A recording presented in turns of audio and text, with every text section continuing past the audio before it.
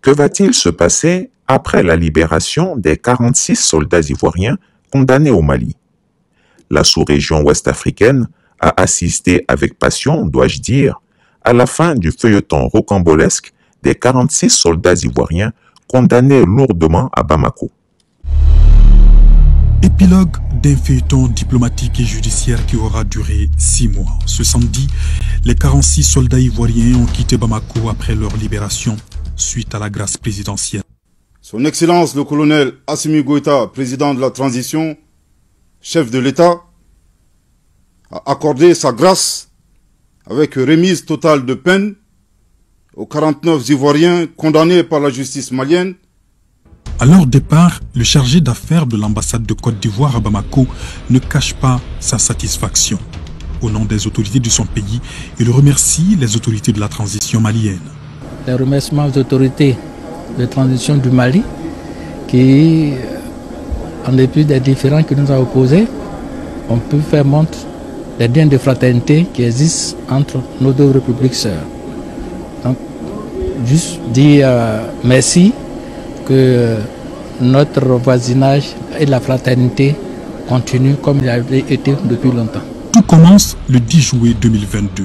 Entre 11h et 13h, 2 avions en provenance de Côte d'Ivoire atterrissent à Bamako. À bord, 49 militaires ivoiriens avec leur armement et munitions de guerre. Un contrôle de routine établit très vite qu'ils sont illégalement sur le territoire national. Ils sont aussitôt interpellés en attendant d'amples informations auprès des autorités ivoiriennes et de la MINUSMA. Pour en savoir davantage, des responsables des forces de défense et de sécurité maliennes ont contacté immédiatement leurs homologues ivoiriens. Ces derniers ont affirmé qu'ils ignoraient tout de la présence des militaires ivoiriens interpellés au Mali. En outre, interrogée par les autorités maliennes, la MINUSMA a indiqué qu'elle n'avait pas de rotation prévue le 10 juillet 2022. Graciés, ils ont été autorisés à prendre l'avion pour le Togo, comme vous le savez sans doute. Là, ils ont été fêtés comme des héros de guerre. Faure Gnassingbé n'a pu s'empêcher à l'évidence de tirer sa part de gloire, se positionnant désormais sur l'échiquier de notre sous-région comme le grand sage, grand médiateur, par qui tout doit commencer et se conclure. Il a dû avoir une belle nuit, émaillée de doux rêves, lui qui détient pourtant dans ses geôles des Togolais embastillés, qui n'auraient mérité autre chose que la liberté. Après, ce fut la direction pour Abidjan. On est en droit de se poser la question sur ce que sera la suite de cet événement important qui a vu une pique d'inimitié naître entre le Mali et la Côte d'Ivoire. Oui, parce que c'est sur mes instructions que nos jeunes sont allés au Mali. Alors que ce jour-là, pendant toute la journée, nous avons demandé à tous les responsables qui parlent maintenant, ils disent qu'ils n'étaient pas au courant.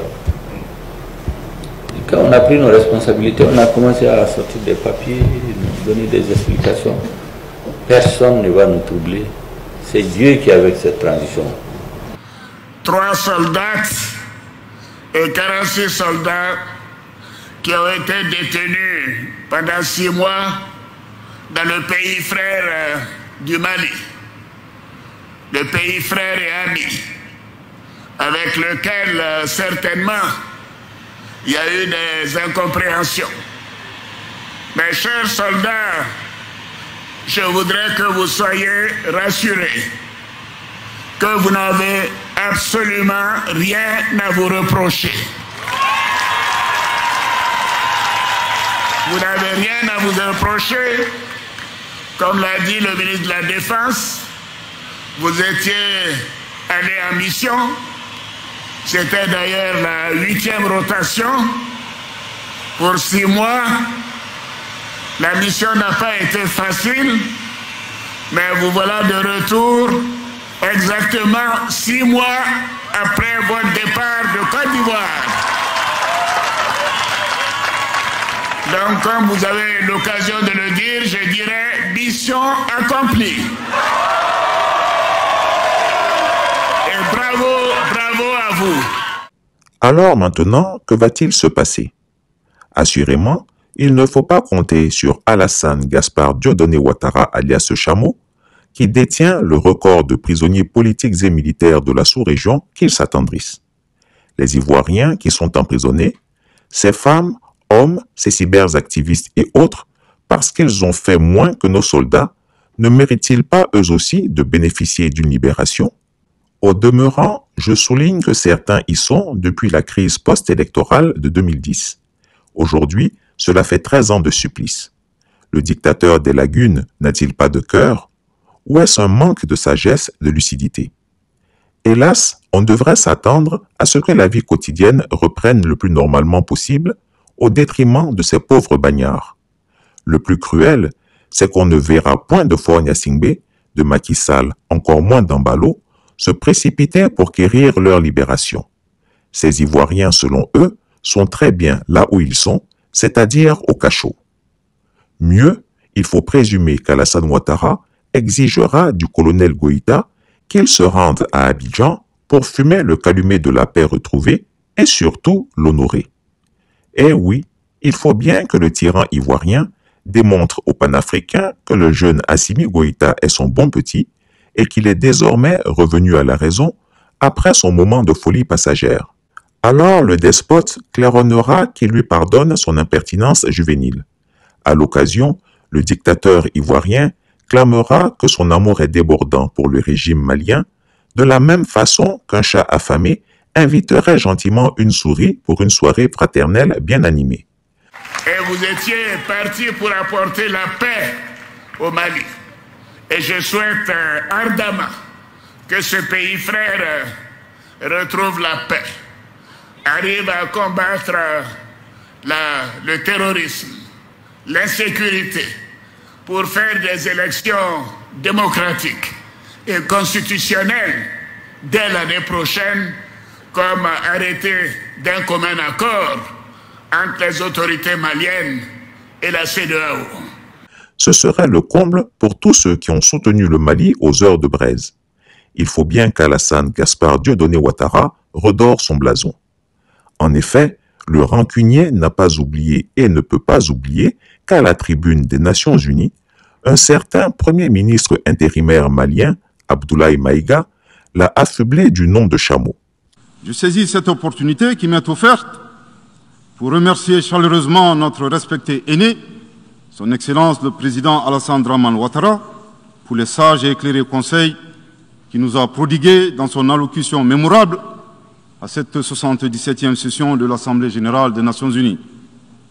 Je voudrais le rassurer que les autorités de la transition malienne n'ont d'autres objectifs que de faire des réformes politiques et institutionnelles avant d'organiser des élections, tout en luttant obstinément contre le terrorisme.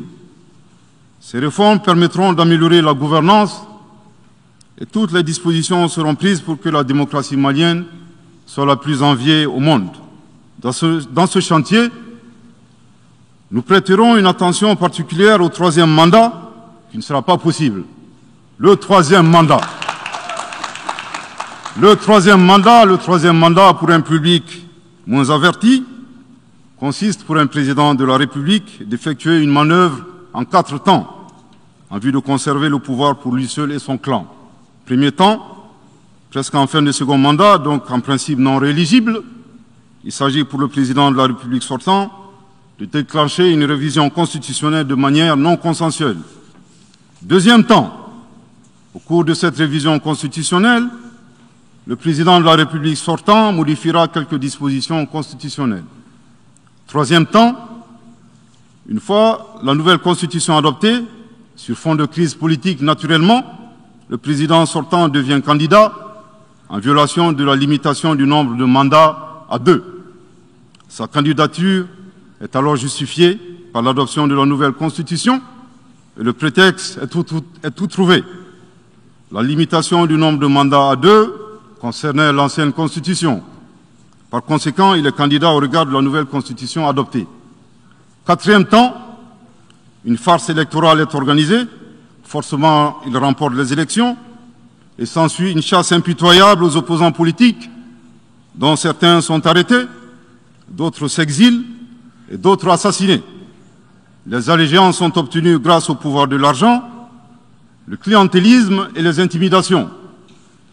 Dans un langage plus simplifié et en référence à une métaphore footballistique, le troisième mandat est une magie. C'est l'art de se dribbler soi-même tout en gardant le ballon.